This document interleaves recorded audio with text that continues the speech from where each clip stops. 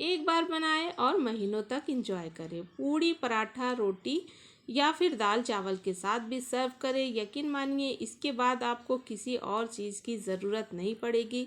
और इस तरह से आपको मैं इसे बनाना बताऊंगी कि आप इसे महीनों तक स्टोर करके रख सकेंगे। बहुत ही ज़्यादा टेस्टी और चटपटी ये चटनी बनकर तैयार होती है। और ये जो चटनी होती है इसका जो टेस्ट है काफ़ी ज़्यादा डिफरेंट और अमेजिंग होता है। और इसमें हम ये जो खास इंग्रेडिएंट ऐड करने वाले हैं लहसुन के हरे पार्ट को, यानी लहसुन को जब हम उगाते हैं तो ऊपर की जो पत्तियां होती है ना उसमें भी काफ़ी ज़्यादा फ्लेवर होता है, वो हम यहाँ पर यूज़ करेंगे। और हरी मिर्च को अच्छी तरह से धोकर इसका डंठल हमने तोड़ लिया है। और धनिए की पत्ती हमें इस तरह की यूज़ करनी है जिसमें हल्का फूल हो या हल्का फल हो। और इसकी स्टीम भी हम यहाँ पर यूज़ करेंगे, लेकिन सॉफ्ट वाले। जैसे कि हम इस तरह से अगर पत्तियाँ तोड़ते हैं तो डंठल जो आसानी से टूट जाती है, उस तरह की यहाँ पर हम धनिया की पत्ती लेंगे। और जो थोड़े से हार्ड हो या तोड़ने से ना टूटे उस तरह की जो डंठल है वो हमें यहाँ पर निकाल देनी है। और हल्का सा जो फूल वाला हम यहाँ पर लेंगे, इससे ये जो चटनी है और भी ज़्यादा खास बनेगी। तो सबसे पहले हमने पत्तियों को अच्छी तरह से धो करके सुखा लिया है। अब देखिए पानी इसमें बिल्कुल भी नहीं है, इसे रफली हम यहाँ पर चॉप कर लेंगे। तो ये जो लहसुन की पत्तियाँ हैं ना आसानी से मार्केट में मिल जाती है। तो लहसुन की पत्तियों में काफ़ी ज़्यादा फ्लेवर होता है, बिल्कुल लहसुन के जैसे ही। तो यहाँ पर हम सबसे पहले इन्हें ग्राइंड करेंगे, लेकिन पानी का यूज़ हमें बिल्कुल भी नहीं करना है। और देखिए इस तरह से हमने इसे चलाया है, हल्का सा दरदरा ही इसे हमें ग्राइंड करना है, एकदम बिल्कुल बारीक चटनी के जैसे हमें इसे नहीं ग्राइंड करना है। अब ये ग्राइंड हो गया है तो इसे हम एक बाउल में निकाल लेंगे। और ये जो लहसुन की पत्तियां हैं इसे आप नॉर्मली कभी टमाटर की चटनी भी बनाते हैं तो आप इसका यूज़ कर सकते हैं, लहसुन डालने की आपको ज़रूरत नहीं पड़ेगी।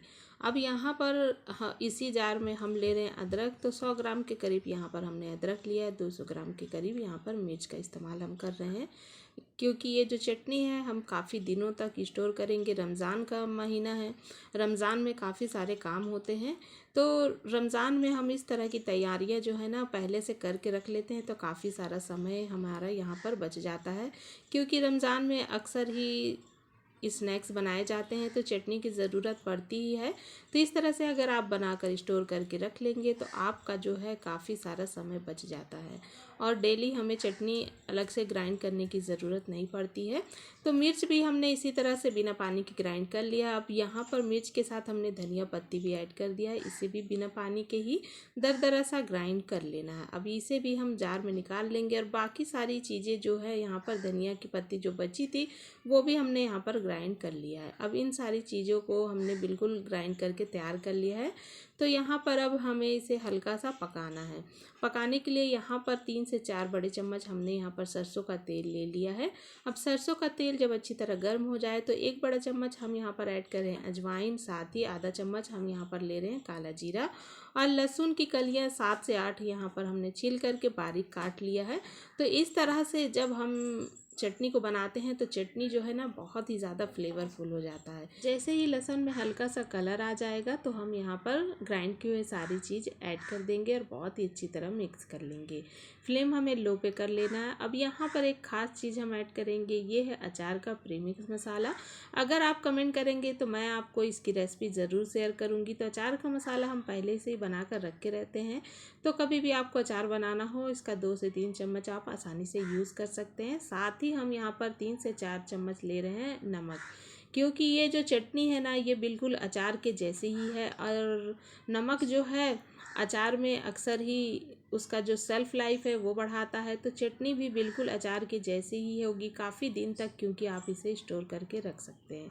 एक यहाँ पर छोटे कटोरी में हमने नींबू का रस, तो 3 से 4 नींबू हमने यहाँ पर निचोड़ लिया था, यहाँ पर ऐड कर देंगे। अगर आप चाहें तो यहाँ पर सिरका का भी इस्तेमाल कर सकते हैं या फिर अमचूर पाउडर का भी इस्तेमाल कर सकते हैं। और साथ ही इसका कलर थोड़ा सा ग्रीन बना रहे 1 बड़ा चम्मच हम यहाँ पर ऐड कर रहे हैं शक्कर, जिससे बहुत दिनों तक इसका जो कलर है ना ये बना रहेगा।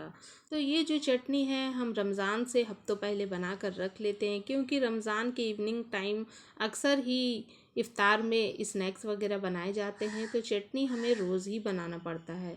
तो इस तरह से अगर आप एक बार चटनी बनाकर रख लेंगे तो यकीन मानिए आपको बहुत ज़्यादा आसानी होगी। हल्का सा हमें इसे लगातार भूनते रहना है। भूनते हुए जब आप देखेंगे कि हल्का सा ऑयल रिलीज़ हो रहा है चटनी से, तो समझ लीजिए कि आपकी जो चटनी है ये बिल्कुल बनकर तैयार हो गई है। अगर आपको ऑयल कम लगे तो आप और भी ऐड कर सकते हैं, लेकिन जब हम इसे ठंडा करेंगे और जार में कंटेनर में भर कर रखेंगे तो हम ऊपर से भी ऑयल का इस्तेमाल करेंगे, इसलिए हमने यहाँ पर ऑयल जो है थोड़ा बहुत ज़्यादा यूज़ नहीं किया है।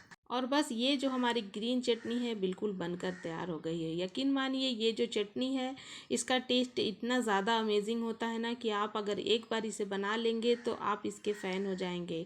तो ठंडा होने पर किसी भी जार में कंटेनर में भर कर रख सकते हैं आप और महीनों तक इंजॉय कर सकते हैं। इसे आपको फ्रिज में भी रखने की ज़रूरत नहीं पड़ेगी।